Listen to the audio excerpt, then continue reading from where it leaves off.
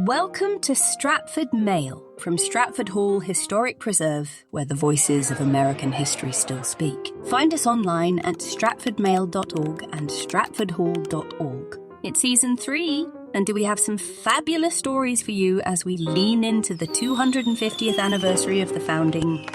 Your job is to share Stratford Mail with everyone you know, and even folks you don't. Here now is our Vice President of Research and Collections, Dr. Gordon Blaine Steffi. In this episode, we set sail into the high-stakes world of privateering, where profit met patriotism and cooperation between the British Navy and loyalist entrepreneurs in spring 1781 threatened to crash the Potomac economy and reduce the riverfront to ashes. In 1776, the British Royal Navy was top gun on the high seas, sorely outnumbering by about 10-1 the Continental Navy, which was still in its infancy. What Continentals lacked in a professional naval service, they made up for in an abundance of merchant vessels engaged in domestic and foreign trade. In early spring 1776, the Continental Congress wisely took advantage of this abundance by authorizing privately owned, lightly to moderately armed ships to attack and seize British merchant ships. Called privateers, these privately owned ships disrupted British commercial shipping and supply lines, all the while dodging engagements with British warships on convoy or blockade duty. Commerce raiding in war both materially diminished the enemy's ability to wage war and, ideally, drained the resolve of the civilian sector, whose losses prompted them to apply political pressure on the government to end the war in the interests of economic stability and prosperity. A privateer was licensed per cruise with a letter of marque and reprisal issued by Congress or the states. Without a letter of marque, a ship engaged in commercial raiding was reckoned to be a pirate and prosecuted as such. Britain did not recognize the authority of Congress or the states to issue letters of marque, and in its 1776 Habeas Corpus Suspension Act, Parliament asserted Britain's right to detain without bail or trial captured American privateers. But the prospect of huge profits offset the risk of capture.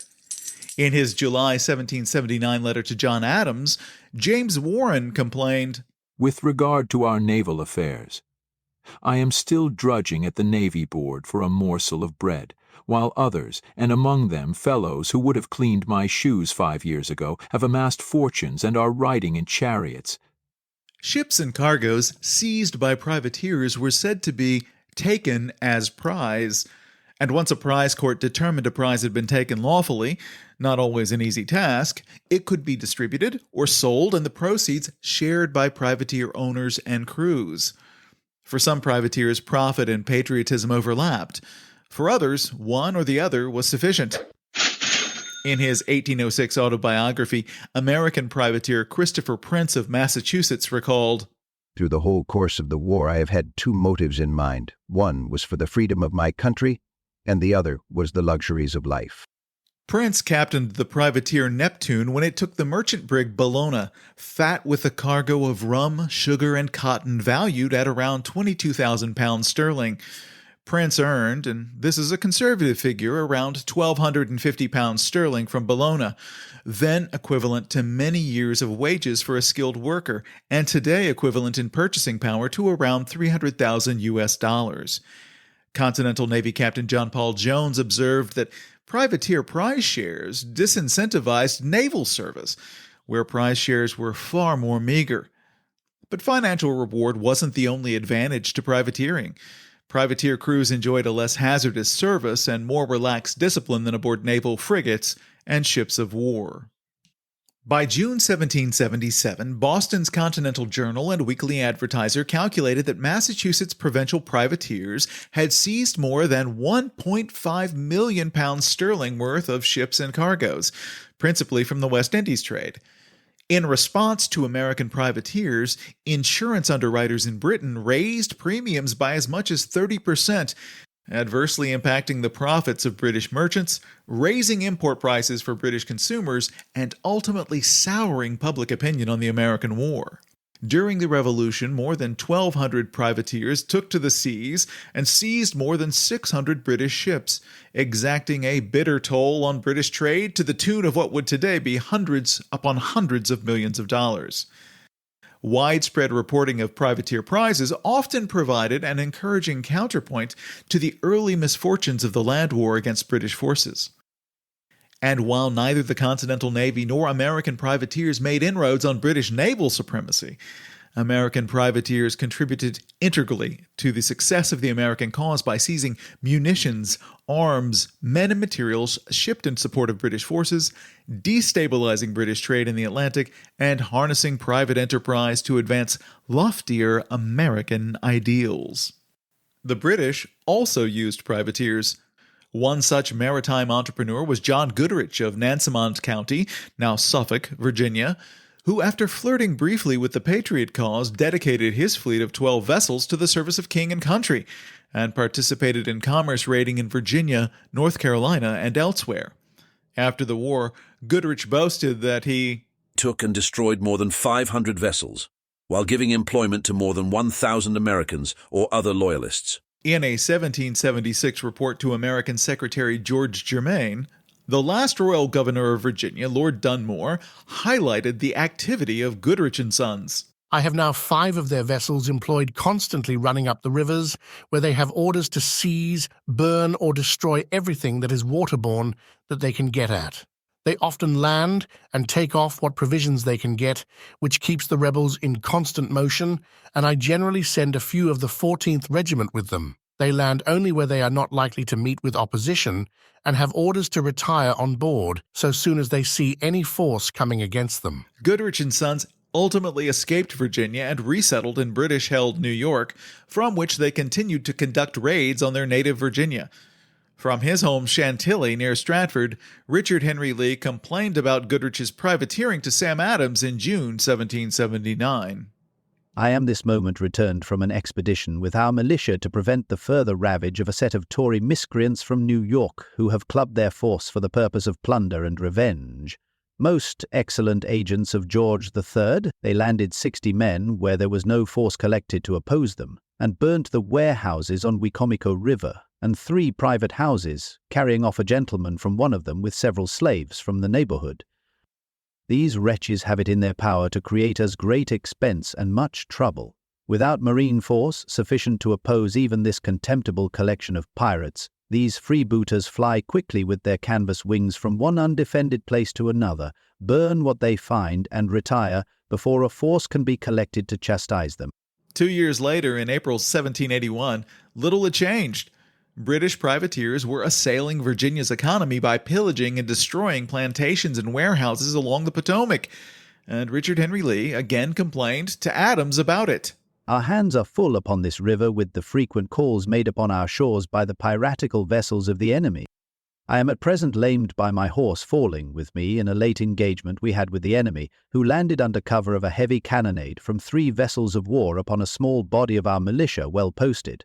After a small engagement, we had the pleasure to see the enemy, though superior in number, run to their boats and precipitately re-embark, having sustained a small loss of killed and wounded.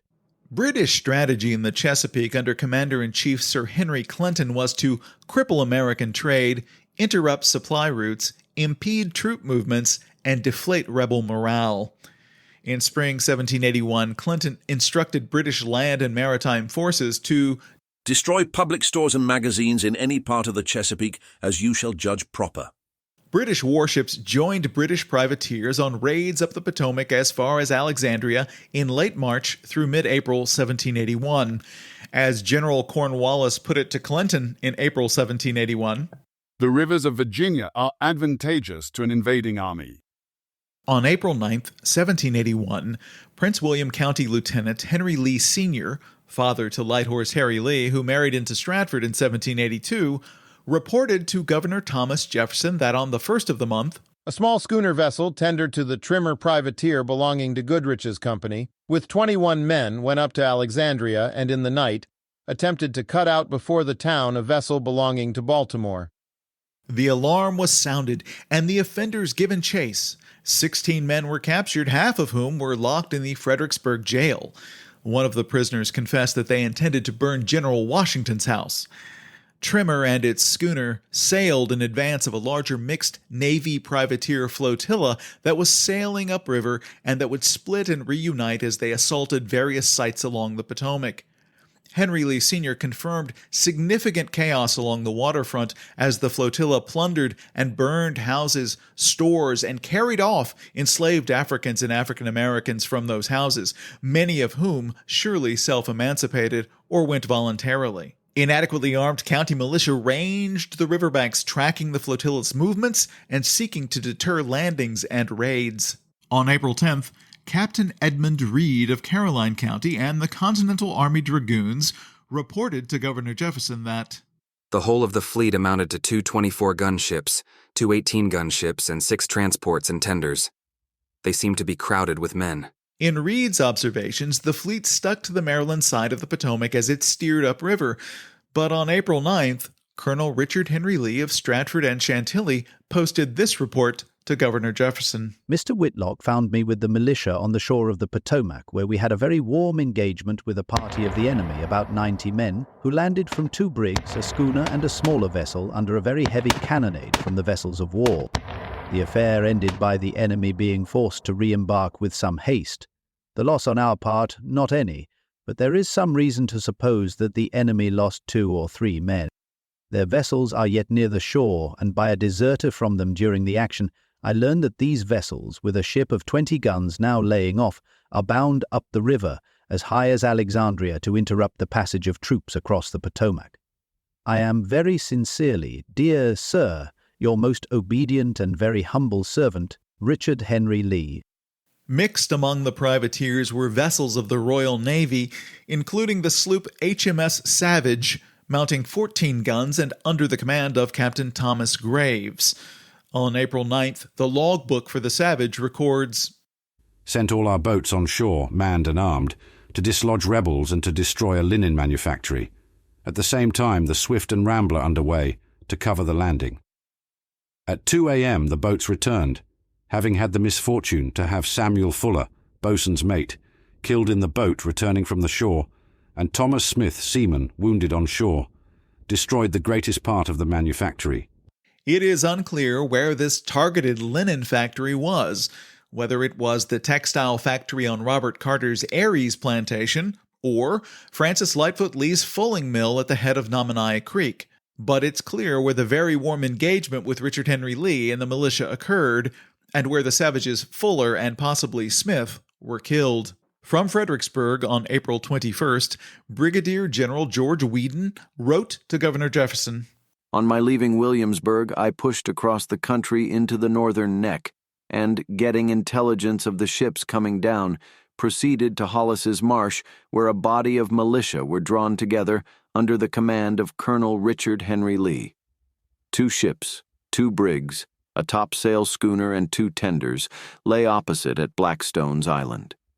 The whole fleet that had been up the river consisted of 3 ships, 3 brigs, and 7 others of different sizes. They landed on their way up at Stratford near the marsh, and were beat off by the militia. This was the only place they landed at on the Virginia side as they went up the river."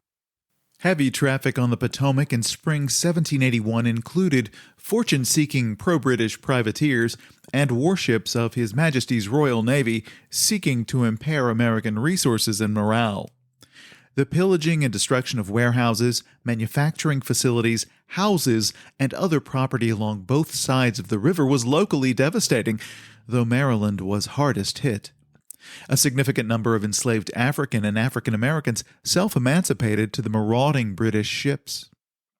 County lieutenants on the Virginia side were alert to the predatory flotilla and mustered county militias, badly or inadequately armed in most cases, to counter the threat. The flotilla menaced Alexandria for several days, beginning on April 11th, but by April 13th, the Savage, under Graves, stood off Mount Vernon, threatening to burn the house unless it surrendered provisions. This wasn't an empty threat.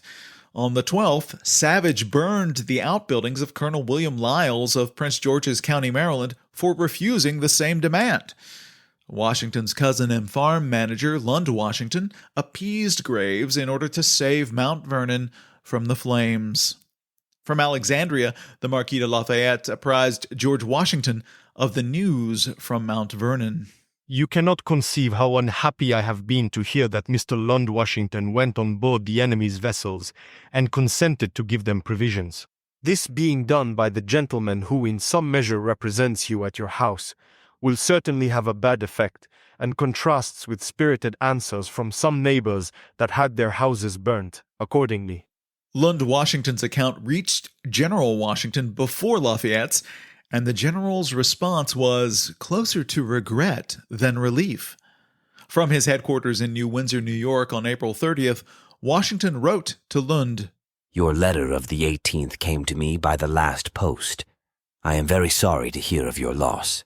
I am a little sorry to hear of my own, but that which gives most concern is that you should go on board the enemy's vessels and furnish them with refreshments.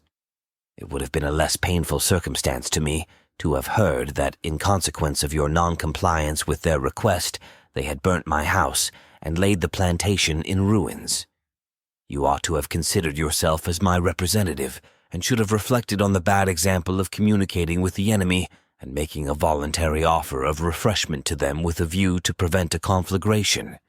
On April 21st, the very day that Lafayette and his troops crossed the Potomac, and the day Savage exited the Potomac into the bay, having failed to impede Lafayette's crossing, Brigadier General Wheaton updated Jefferson on the flotilla's movements. They are now all gone down. Indeed, while sporadic raiding continued, the concerted Potomac raids of March and April 1781 were finished. Stratford and its waterfront were spared by the quick action of Colonel Richard Henry Lee and the Westmoreland County Militia. Now in Virginia, the Marquis de Lafayette engaged British forces in skirmishes and minor actions until Washington and the French Navy were able to converge strategically on Yorktown. Graves was promoted to post captain and served at the Battle of the Chesapeake on September 5, 1781, when the French Navy under Admiral Comte de Grasse prevented the Royal Navy from reinforcing the embattled Cornwallis at Yorktown. But that is a story for another day. From Stratford Hall Historic Preserve in scenic Westmoreland County, Virginia, I'm Vice President for Research and Collections, Dr. Gordon Blaine Steffi. You know what to do. Like and subscribe this podcast, share it with the world, and support programming like Stratford Mail by going to stratfordhall.org/donate. Your support means so very much.